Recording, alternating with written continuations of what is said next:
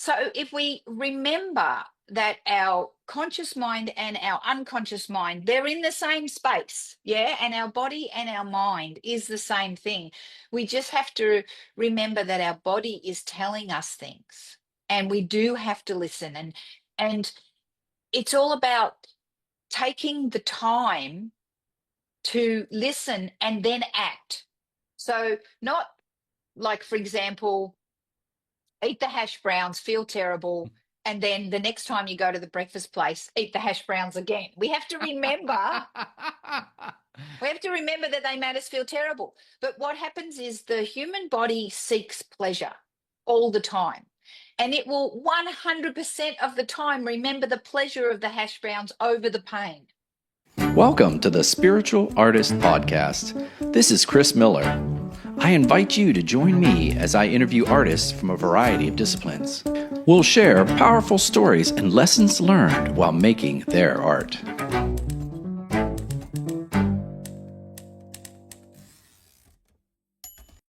Good day, listeners. This is CJ Miller, the host of the Spiritual Artist Podcast. You know, I am excited for today's guest, mainly because she's such an effervescent personality, and I think she's going to be a fabulous interview. So let me introduce Terry Chrisman. She is a renowned speaker, podcaster, author, and board-certified nutritionist with the American College of Lifestyle Medicine. With a passion for empowering individuals to reclaim their health, she combines cutting-edge science with actionable strategies to prevent chronic disease and inspire lasting lifestyle transformation. So she's the founder of the Fabulous Health Show podcast. That should be interesting. We'll have to unpack that. And her website is fabuloushealth.net. But she brings her expertise directly to you, and I'm excited to share this with her new book called Fabulous Health. So good morning, Terry. How are you? I got it I'm all right to the awesome. last line. It's okay. I'm awesome, Chris. Thank you so much for having me today. Thank you for being on the show. As I've progressed on my spiritual journey, and I have found more and more the importance of the body. And probably typical to our Western society is this belief that we don't have to pay attention. Like it's all up here, right? And it's not. And I do think that the act of creativity is also comes through our body. The body is part of the process. So I'm really excited to have you share some of your tips with the listeners. Talk about is this the new book? Did this just come out recently, or Fabulous Yes, Health? it's just been released. It's available now on Amazon and hopefully in bookstores very shortly. So, depending on when you are watching this podcast, depends on where you can get it, but hopefully you can get it absolutely everywhere. Well, it's funny. It's a great title. I was thinking we had a little pre-talk, listeners, as I do with my guests last week. And Terry has such a wonderful personality. We immediately start going back and forth. But Fabulous, that's a great title for you. Fabulous Health, you Yeah, know? I just feel fabulous all the time. And I just think that in life, if you don't feel fabulous all the time, you've got to stop and think, okay, why do I not feel fabulous and what can I do to change it? Because we all deserve to have fabulous health. And if you don't have fabulous health and you have maybe subpar health or kind of okay health, that's really not letting you live to your fullest potential in your life. And we only get one life, Chris. Yeah. So you might as well be fabulous. You might as well be fabulous. I love it. I got about a year ago or 2 years ago, I was having some poor energy, and I have to say I'm on the upswing. I feel like I'm Awesome. on the upswing. And so tell me, I read your story here. So why don't you share with the listeners a little bit? Because it sounds like this is something you had to learn personally. It was a personal lesson.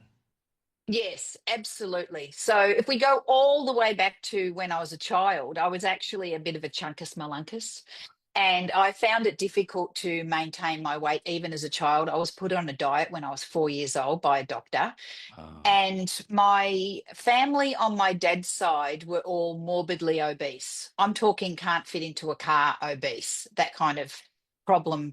And this is in the 70s. So they were outliers at that time. My dad found it really difficult, struggled with his weight all the time. My mum, on the other hand, skinny as a stick, never had a problem with weight, just the complete opposite. And I think I follow in my dad's footsteps.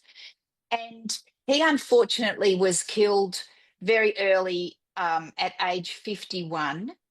And we found out later on that he had a massive heart attack. He was unfortunately flying a plane at the time, and it was devastating because there were other people in the plane and nobody survived. And so it brought home to me that even if you die of a heart attack, or something happens to you, it affects so many more people. There's this ripple effect. So it wasn't just him that was affected, it was the other people, it was the families of the other people, it was our family. It was just devastating. And I was in my early 20s, and it took me a long time to understand maybe it had something to do with his lifestyle. I did blame him for a long period of time, and I don't blame him now, because Mhm.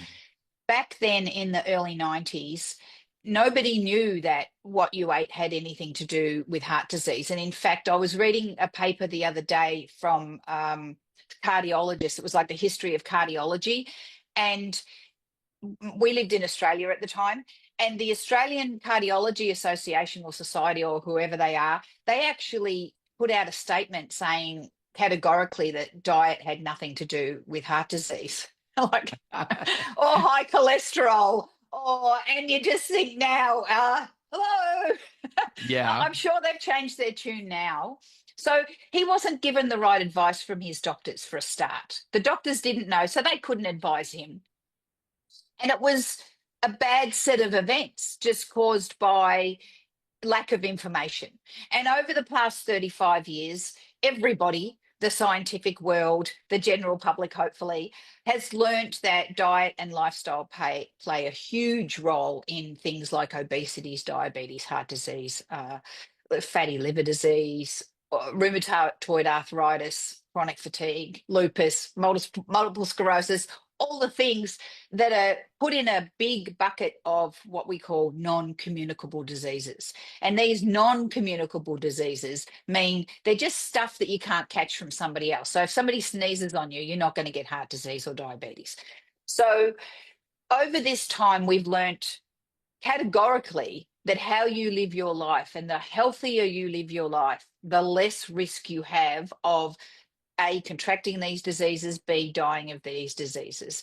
So that's where it stems from, that I had to suffer great pain in my life by losing my dad so early, my favorite person in the entire world, that eventually I worked out, hey, I want to help other people not lose their dad. Yeah, and it's interesting because I think some listeners or viewers, because this will be on YouTube, might sit there and go, "Oh, well, she inherited her mother's genes," but that doesn't sound like the case. You're talking about when you were young, you were overweight yourself.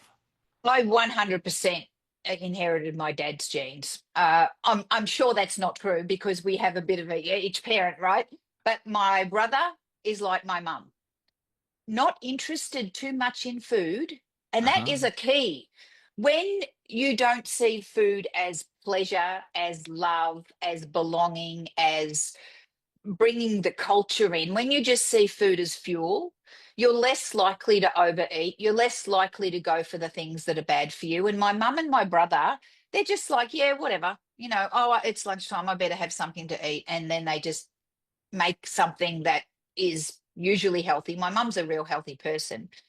But if you put donuts or chocolates or cakes or the things in front of my dad and I, forget it. We're not eating that salad. We're going to go and eat those donuts first, because for us, there's a draw. There's that emotional pull.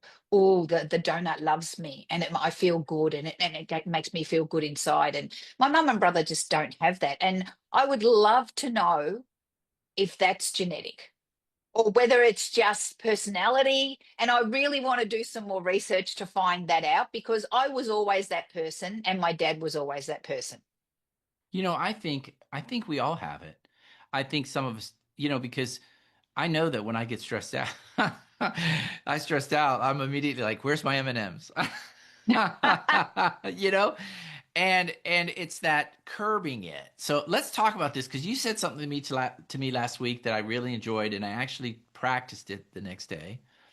You said that if you put your plate down and you have different items on it, I think you said, and correct me if I'm wrong, you said go eat the vegetables first and then like put your meat and your starches at the end because you'll fill up first. And so I went, sure enough, I went to a breakfast place. I ordered one of those, like a pan thing with veggies, but it also had hash browns and meat. But I ate the veggies first, and then I actually left. I left some of the hash browns in the pan, There which you is my go. love language. Hash browns are my love language. So tell us about that. How does that work? I mean, is that some simple thing you can do that everybody listening to this can do? Absolutely. It's such a good tip. So if I don't mind saying so myself, It it's is. called it's called nutrient loading. And that's the technical term. And what that means is you preload your stomach with the really high nutrient foods. And high nutrient foods are vegetables. They have the most nutrient per calorie, and they are packed full of water and fiber. So you can eat lots of them and get minimal calories. And remember, your stomach's about that big to start with. And then when you fill it, it's about that big. So if you have this much dinner, your eyes say, I can put that in there. And then afterwards, you're like, I can't Yeah. eat anymore because your stomach can stretch. It's made out of stretchy tissue. It's got stretch receptors on it. And when it gets stretched, little signals come to your brain and say, hey, you've had enough. But sometimes it takes a little while for that signal to get from your stomach to the brain, about 10 minutes. So you can scoff that entire plate in 10 minutes and then go, oh, I've had too much to eat. So what nutrient loading does is you put the veggies in first. And if you try and eat a little slower, maybe you're at breakfast with your friend or your partner or whatever, and you're having a chat and you're having a drink of water or maybe a cup of coffee or whatever. So it's slow process of getting the food in. Your stomach receptors will have time to go to your brain and say, hey, we're getting full now. And then you look at your plate and you've gone, well, I haven't eaten all the high energy density foods, like your Hmm. things that are fried and your uh, eggs and your meat and your dairy and your hash brown potatoes and things. And so what you've done is naturally you've lowered the amount of calories that you've eaten. And you'll see on the internet, there's so many people that are refuting the calories in versus calories out conversation. I'm sorry, it's a law of science. If you eat more calories than you burn, you will store weight. It could be that you store muscle or you store fat. It just depends on your metabolism and what you're doing. If you're working out a lot and you're lifting weights, you might store muscle and this might be beneficial for you. But if you're sitting on the couch doing nothing and you're eating more calories than you're burning, you're probably going to store fat. So, despite what people will tell you on the internet, if you eat less calories, you're less likely to store fat. And you could actually burn fat because if you eat less calories than you need, your body will tap into those fat stores and it'll start to convert that fat to energy and then you can lose some weight. Well, I love that. I love the idea of one little change in your life, just deciding that. I remember years ago someone saying, "Don't feel like you have." I was trained to finish the plate. You always had to empty the Mm, plate. yes. Yeah, me too. And I did it with gusto. Thanks. Yum, I want it all. So, did you feel like you'd missed out on anything when you did that? Were you upset No, that you couldn't finish the hash browns? no. In fact, I was happy because hash browns. What they do is like an hour later, I don't feel good. That's right. That's good, right? Right. Because the worst thing about somebody trying to change their health is feeling in denial. "Oh, I can't have that. I can't have that. I can't have that." And if you feel in denial and you're upset at it, you're less likely to follow through and you're more likely to go and eat the bad thing, whether you want to or not. So just by doing that one little thing, starting off eating your veggies first and being satisfied and happy, there's none of that stuff going on in your brain. "Oh, it's not fair. I couldn't eat my hash browns." You were happy. You had a great breakfast. You moved on. End Right. of Right. story. Right. I think what I find is that I've learned just late in life is to pay attention to how I feel 30 minutes after a meal. it seems so obvious, right? You're like, why didn't I notice this when I was younger? But really, you if you start paying attention to how you feel 30 minutes after you eat, I'll have candy or something, and like potato chips. They're the worst for me. Oh, that grease and the potato together. So after I eat potato chips, I actually crash. Mm. So let me tell you about that. The reason why you like potato chips is because there are scientists who work in the food companies, like I won't mention names, but the potato chip company, the scientists work there and they create what's called a bliss point. And a bliss point is a perfect combination of sugar, fat, and salt that triggers the dopamine response in your brain. So the taste goes from your tongue instantly into your brain. You have a dopamine response, not unlike cocaine or any other drug. And your body says, pleasure. I want more of those. And one particular potato chip company says, once you pop, you just can't stop. That is not by accident, that is by design. Mhm. They have scientists that made those potato chips like that so that it is actually almost impossible for you to put that can down. And it's not your fault because they designed it like that. Food companies don't care about our health, they care about making money. And if you eat the whole container in one sitting, the next time you go to the supermarket, you're going to buy another one. And what happens is your brain remembers the pleasure even before you put the potato chip or the donut or the whatever it is, the cookie in your mouth. Because once your eyes see it on the shelf, your brain remembers the dopamine response and you might start salivating in the supermarket. Oh yeah. What's the kind of thing? Pack it on the top so as I go to the car, I can rip it open, you know? That's right. We've So all done it. And that is by design. And there's not something broken with you or anybody else. It's formulated that way to trick our brains into wanting more. We're like little lab rats. And I'm sure they tried it on lab rats first and they said, oh, it worked with lab rats. Let's use humans. so it's called a bliss point? A bliss Bliss? point, I have never heard that term. BLISS. Yeah, and they all do it for every single product that they make. Doesn't matter what it is. They got scientists to get that bliss point. What I had to start doing is recognizing that yes, I would hit the bliss point, but then 30 to 45 minutes later, I'd want to take a nap. Yes.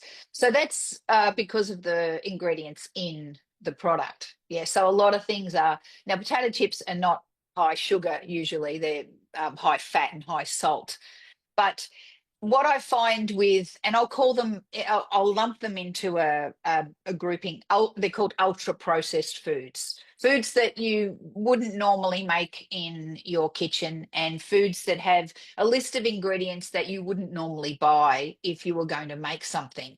Things like emulsifiers and stabilizers and gums and artificial colors and artificial flavors and all these chemicals, they react with your body and they can put you into food coma. Hmm. Yeah. Yeah. So carbohydrates will do that with some people too. For example, white rice. Hmm. I can't eat white rice. Puts me straight to sleep.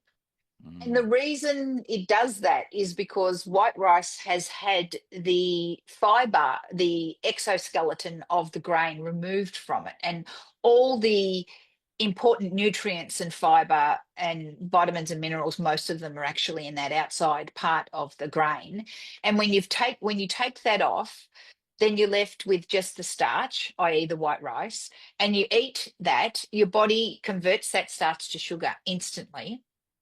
Your blood sugar goes right up, which is probably what's happening with the potato chips too. Instant starch, so it converts it to sugar instantly. Your blood sugar goes right up. Your body pumps out all this insulin, and then your blood sugar boom crashes. Then Yeah. You said something I want to put a bookmark on because you said that you have an issue with rice. And so I want to put a bookmark on that because I do think we're all different. I Mm, think we're all different. So first, though, let's put the bookmark on. Let's talk about your book a little bit about how you've broken this apart, and maybe a couple. What would you think are like the three most important takeaways that someone would want to know? I know it's a lot, listeners. This book has everything in it. You are a very detailed person, Terry. So thank you. it is very detailed. So, if is there a way you can isolate or over? Do you want to give an overview of why this is a great book to follow? Well, I think there's a lot of misinformation out there in the world, Mm, and people get confused. Should I go keto? Should I go low fat? Should I go low carb? Should I do this? Should I intermittent fast? Should I whatever? And a lot of doctors actually are not trained in nutrition science at all. They're mm. trained in how to diagnose disease and how to treat it with medication. They're not really trained in lifestyle medicine, unless, of course, they're certified by the American College of Lifestyle Medicine. And there are some doctors like that. And I, in fact, have a doctor like that who's in Oh, Dallas, good. Texas. So there are, you just have to look for them. But once you find them, your life will change, because then the doctors start to say, okay, what can we do with your lifestyle before we put you on this medication? Or maybe we'll put you on this medication, but you also have to do this to, help Terry, the it's so funny. problem. I just went to a doctor last week. He gave me 5 minutes. He sat there. He heard what I said. He hardly listened. I wanted to try to give him the whole picture. He just Yeah, heard the one symptom. He goes, "Take this medicine." Threw some samples at me, and he was out that door so fast. yeah. Get another doctor. Yeah. Anyway, so people are confused. They don't know what to do. I know this is a very long-winded way to answer your No. question. So what I believe people should do is read the whole book for a start, but start where you are. If you don't know what to do, start where you are and don't try and do everything all at once, because you're going to fail. If you Right. try and become 100% compliant in changing your behavior, it's not going to happen overnight. You cannot, for example, just say you're pre-diabetic, or you've got high cholesterol, or you've got high blood pressure, and you decide to follow the guidance in the book. If you, I'd love you to do it all at once, but more likely than not, that's going to end in disaster, because you're going to expect it to happen overnight. It's not going to happen overnight. And it's going to be too hard for you, and you're going to get lost, and you're going to get confused, and you're going to give up, and then you're going to go back to the doctor and say, just give me the meds. Right. So Right. that's number one. And when I say start where you are, so that people understand what I'm talking about, I do promote a whole food, plant centered diet. So you were talking about, you went to the breakfast and you ate your veggies first. Well, there was veggies on the plate, so that's great. So you must have liked some of those veggies. Yeah. So start by eating the vegetables that you already like. And then have a look at the recipes that you make and find out what you can make using those things that you already like, and see what you can swap out to be more healthful ingredients. So, for example, and I use spaghetti bolognese as an example, but I have learnt that it's not big in America. People don't eat spaghetti bolognese all the time. It's really funny because it's huge in Australia. It's Is it? like, it's, oh my goodness, people make spaghetti bolognese for dinner at least once a, you know, once a week in Australia.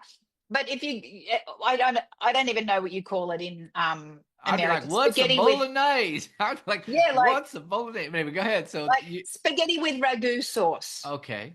Right. Okay. So it's the tomatoes with meat Um, sauce. So I know I use this as an example. So all the Australians will be able to understand, and the Italians, hopefully, because they like bolognese sauce. So what can you swap in that? Well, your pasta's white pasta. So maybe you can go for lentil pasta or whole wheat pasta. See if you like it. If you hate it, then we try another pasta. Do you know what I mean? Like, rather than stop and say, I didn't like that move, I'm never going to do that again, we try something else. Instead of putting the minced beef in there, which is going to contribute to your high cholesterol and your heart disease and your diabetes and all the things, maybe we put lentils in, or maybe we'll put in some vegetable protein crumbles that you can buy at the supermarket, so that you're, what I call, plantifying your recipes, adding more plants, taking out the animal products. And then already you're lowering the calories, you're lowering your saturated fat, you're lowering your risk for disease, and you're improving your health. Now, as I said, if you don't like, the recipe's not going to be exactly the same, Right. but maybe you can tweak it to your taste. So that's number two. So start with stuff you like. Number two is swap things out. Another really easy thing to swap out is in your coffee and your cereal is the milk.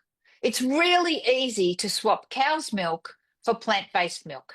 And I say this because there are 7,000 different plant-based milks on the shelves. And you can try one, you don't like it, try another one. You don't like it, try another one. It's only going to cost you $2. If you don't like it, if you really don't like it, then you can tip it down the sink or you can give it to your neighbor or whatever. But keep trying until you find a plant milk that is good to your taste, that has the right mouthfeel to you, that you like. And just by doing that one thing, you're cutting your dairy consumption down, which is going to reduce your risk for things like prostate cancer and breast cancer. So absolutely, just try and swap some things out and keep trying till you find the stuff that you like. And number three is try new things. Okay. Con- But not all at once, right? So right. we've we've we've started with what we like and we're doing okay. We're eating more of that. So, I like corn, so I eat a bit more corn, or I like broccoli, I eat a bit more broccoli, or I like, romaine lettuce, so I'll eat a bit more of that. And then I've swapped out some meat for some lentils, or I've swapped out some white pasta for some whole grain pasta, or whatever it is. I've swapped out my milk. Oh, now I'm ready to try a new thing. But you don't want to go from day one, go down to the Asian grocer and buy 57 new weird and crazy vegetables and put them in your fridge, because then you're just going to go, How what do am you I cook going to do this? with? I don't know what Right. to do with these. I give up. So you just have to be kind to yourself, understand where you are in your journey. Don't expect everything to change overnight. Just take one day at a time, and every day do one thing that's going to take you closer to health. And that one thing could be, okay, I'm going to wake up, and before I do anything else, before my coffee, before anything, I'm going to drink a big glass of water. 12, 18 ounces of water, whatever. It's going to go in my tummy before I do anything. That is awesome. I'm going to walk to the post office instead of driving because it's less than a mile. Probably not in 100 degrees heat, but make sure there's sidewalks, etc., so that you don't get run over by trucks and whatnot. Little things like that. Just do one thing every day that takes you further to your health goals. And for you, it was eating the veggies first. I love it. Yeah, it's great. I've learned that spinach makes me feel better. Literally 30 minutes after I eat spinach, I feel better. So I now I throw spinach every stir fry I do. I throw a bunch of spinach in, and it melts down. But it's still there. And but let's talk about that. So let's talk about that. One of the things I was going to tell you, you mentioned, because I have low vitamin D, and so I've kept milk in my coffee. Do you think overall? Do you think that the negative aspects of dairy outweighs that? Yes, absolutely. I think you should supplement with vitamin D. Oh, do you think a Yeah, for supplement's sure. better? Absolutely. Yeah, I think everybody over 50 should supplement with vitamin D. I do cover supplements in my book, and I do not sell supplements. I want to make that very clear. But I also understand that the diet of pretty much everybody is deficient in certain vitamins, and two of those are vitamin D and vitamin B12, even if That's you eat animal products. And the reason, and I know I'm going a little bit off tangent, but the reason is that we used to get our vitamin B12 from a bacteria in the soil. And because of the way farming is, we do monoculture farming and we use pesticides and herbicides. The bacteria doesn't survive in the soil anymore, which means that the vegetables don't have the vitamin B12 attached to them anymore. Plus, they, clean them, and then they use bleach and all the nasty things to make them hygienic. And so we're oh missing out on that B12. And even if you eat meat, the B12 is not in the grass that the cows are eating, and the cows aren't eating grass anymore. They're eating feed, and the feed is been sprayed with. I mean, you've opened a can of worms, right? So, but That's all right. let's get back to the vitamin D. The only reason the vitamin D is in your milk is because it's been supplemented inside the milk. Vitamin D is not naturally in milk. Oh, Vitamin good. D comes from the sun. When you're in the sunshine, your body uses the UV rays and converts vitamin D into in the skin with the help of the UV rays. And a lot of people don't go out into the sun because they're worried about sunburn, or maybe they're working inside all the time, or maybe they're covered up with clothing or whatever it is. And we need vitamin D because it's really important for bone health. It works with calcium to help your bones be strong. So I think that, and it's got lots of other metabolic uses in the body that I won't go into. But I think, yes, supplementing with vitamin D3 is something that I would absolutely do. See, I had no idea that it was added. Mm, That vitamin D was added to milk. yeah. They just say it's in here, and I'm like, oh, okay, right. But I didn't Yeah. know that it was added. So if it's added, I might as well add it in another way. Yes, that's right. So when Exactly. when you say a plant-based product, would you like to say soy milk or oat milk, or do you have a favorite? Yes, I do. So Okay, my favorite is soy milk, okay. and the soy milk where there's only two ingredients, and the ingredients are water, soybeans. When you look at the soy milk packet, if it says something gum, xanthan gum, whatever, stabilizers, colors, vanilla flavor, sugar, blah, blah, blah, blah, maltodextrin, you want to put that soy milk on the shelf because you don't want that in your body. The soy milk with two ingredients, there's only a couple of brands in America that you can buy, and there's a couple of brands in Australia and a couple of brands in the UK. And I'm not sure about the rest of the world. But the benefit of soy milk is it's really high in protein, which everybody needs more protein, whether you're plant-based or you eat animal products, everybody needs more protein. And it has these things called isoflavones, which are phytonutrients, and phytonutrients means plant nutrient. Anything with phyto at the front of it means plant. So plant nutrients, phytonutrients called isoflavones that have been shown to lessen the risk of your estrogen-based cancers, such as prostate cancer and breast cancer. So soy for the win always. Better than oat. Well, it depends on what you like. If you like oat milk, Hmm. then drink oat milk, but get the one with the least amount of stuff in it. Am I allowed to mention brands or not? Sure, sure. Okay. So for the soy milk, I like the Trader Joe's because Okay. it's the cheapest. And if you can get Trader Joe's, I know some people can't get Trader Joe's. It's the cheapest. And it also has only two ingredients, water and soybeans. There's another brand called Westlife, same deal, two ingredients, water and soybeans. It's a little bit more expensive. And Eden Soy, again, same deal, a little bit more expensive. Oat, my favorite brand is called Joy, JOI. It stands for just one ingredient. And guess what the ingredient is? I hope it's oat. It's oats.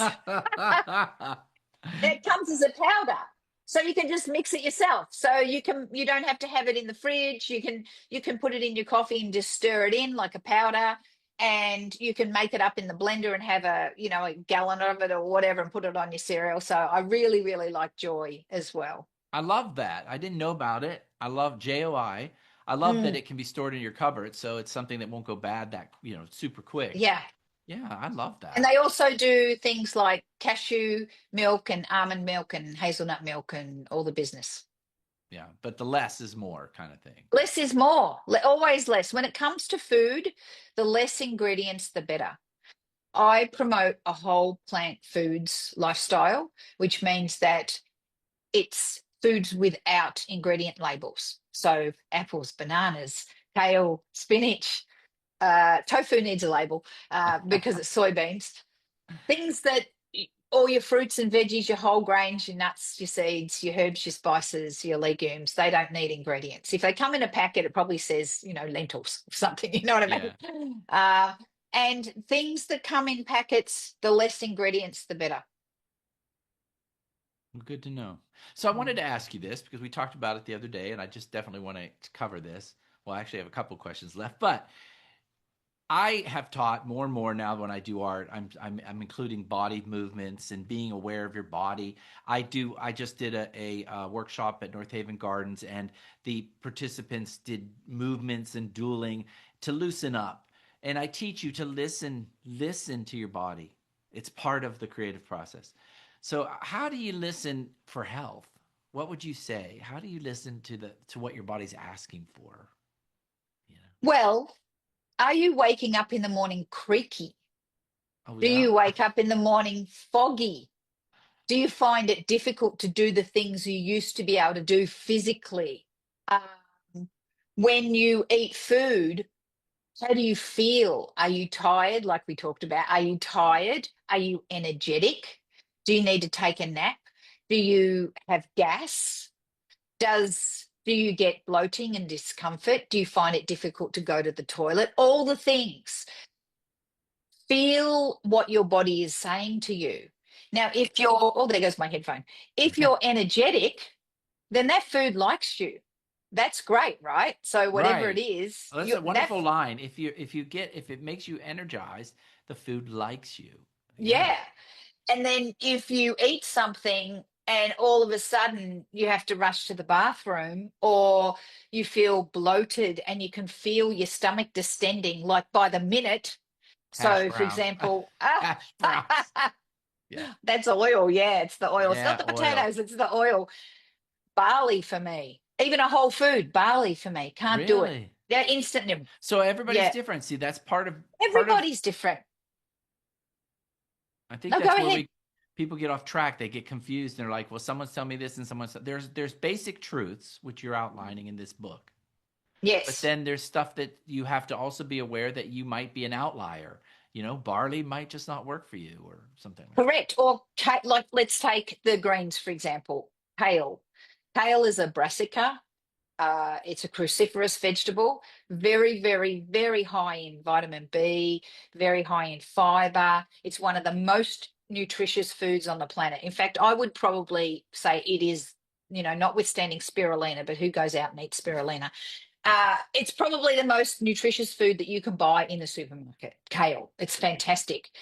But sometimes kale gives people tummy aches because those cruciferous vegetables, those cabbages, those brassicas, those broccolis and kales and dark leafy Yeah. greens, they give people tummy aches. So if you get a tummy ache from kale, don't throw out the baby with the bathwater and say, I'm never eating another green vegetable in my life. Try another one. Try spinach. Like you like spinach. Mhm. Try Swiss chard. Try collard greens. They're all in the same family. They all have the same nutritional benefits, but some won't hurt you like kale hurts you. You might be best friends with spinach. Go ahead, eat the spinach till your head falls off. It's fantastic, right? I think it's funny because broccoli. So broccoli is good for me, but then I got to a point where I thought, oh, it's good for me, and so when I went out, I would order extra broccoli. Well, too much broccoli is not good for me. So just some is good, but when you That's have right. 10 heads on that thing, then I'd be like, oh my, So it's also the amount, right? I mean, Correct. It's called a dose response. And they use this term in trials where they test out medicine. How much does it take for the person to get a response, a positive response? Well, you can get a negative response too from food, and it can be a dose response. So for you, it might be 5 little florets of broccoli is perfect, 7 or 10, not so much. So mhm, you just eat how much is good for you. You don't say, I'm never eating broccoli again, because you know broccoli is good for you and delicious. mhm. So you go, well, I can eat 5 pieces of broccoli and I know that's my limit. And that's fine. And a lot of people say this about beans and legumes. They're worried that beans and legumes are going to make them gassy and they don't want to be in public and have to run, around the corner and let off a little toot. But your body will release gas. This is a normal thing. I don't know why we're all embarrassed about it. I Maybe, know. you shouldn't let go of it in the middle of a crowded room or something because it's not pleasant. But certainly there will be legumes that you can eat small amounts of that won't cause you the stress.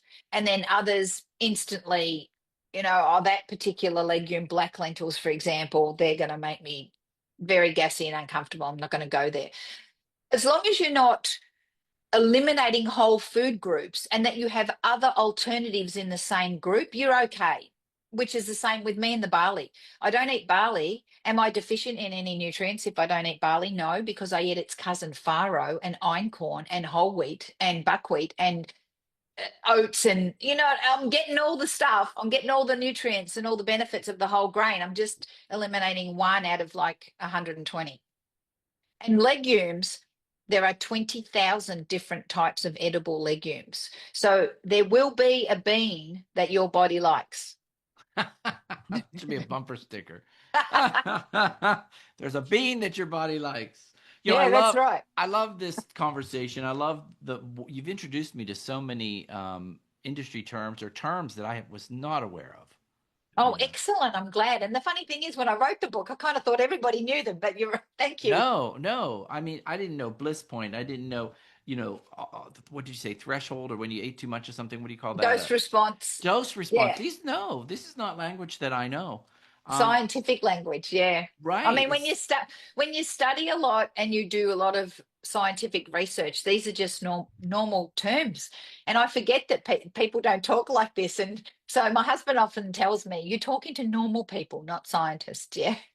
Yeah, you should create a little vocabulary list, put it on your website, and tell people they can go download a PDF because these Oh, that's industry a good terms. idea. Yeah, yeah, because they're terms. Believe it or not, you do. You probably like me. I read art books and spiritual books. I devour them. I'm reading all the Yeah. time, so I'll use terms. But with this, you've introduced me to a lot of terms that I don't know.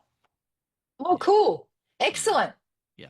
So so we've talked about this. We've talked about listening to our body. And one last question for you.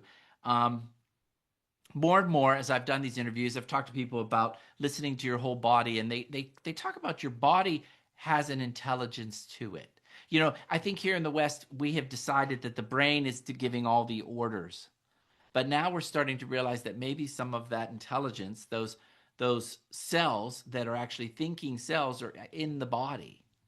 Yeah, How absolutely. I much? like that. Yeah, and that there, if we listen to the body, it's one unit. It's not just the head demanding, I'm going to eat 20 heads of broccoli. I don't care. That right? It's like there's another person in the room. That is true. We should not ever separate our mind from our body. We're one person, and your mind is the control center, but your body sends signals backwards and forwards. It's not all top down. It's the information comes, we have sensory organs everywhere. We've got nerve endings on our fingers, in our stomach, on our organs. Our organs and our digestive system is always sending information to the brain to tell it what's going on. It's a two-way street. So we have to remember that our conscious mind, you may think, is somewhat separate from our unconscious mind, but it's not. You just have to learn to listen to what's going on. Things are happening in your body 24/7. You're making new body parts, you're making new proteins, you're breaking things down, you're making new things.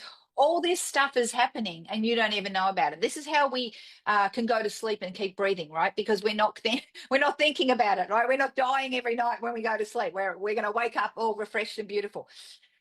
So if we remember that our conscious mind and our unconscious mind, they're in the same space, yeah, and our body and our mind is the same thing.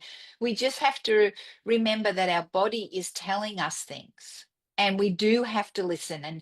And it's all about taking the time to listen and then act. So not like, for example, eat the hash browns, feel terrible, and then the next time you go to the breakfast place, eat the hash browns again. We have to remember. We have to remember that they made us feel terrible. But what happens is the human body seeks pleasure all the time. And it will 100% of the time remember the pleasure of the hash browns over the pain. And we have to flip the switch and consciously remind ourselves, hey, those hash browns actually gave me a tummy ache. Yeah, they tasted yummy, but they gave me a tummy ache. And you might have to remind yourself audibly, say it out loud to the hash browns. Hey, hash browns, you gave me a tummy ache last time. So I'm going to slide you to the other side of the plate, and you're not my friend. I'm not going to eat you.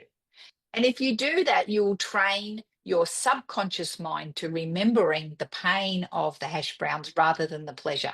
And that'll help you stop from going from that circular thing. Yummy, oh, pain, yummy, oh, pain. Did you ever see that Simpsons episode where my brother is stupider than a hamster? Lisa Simpson put a cupcake on top of the fridge, and Oh she put. no.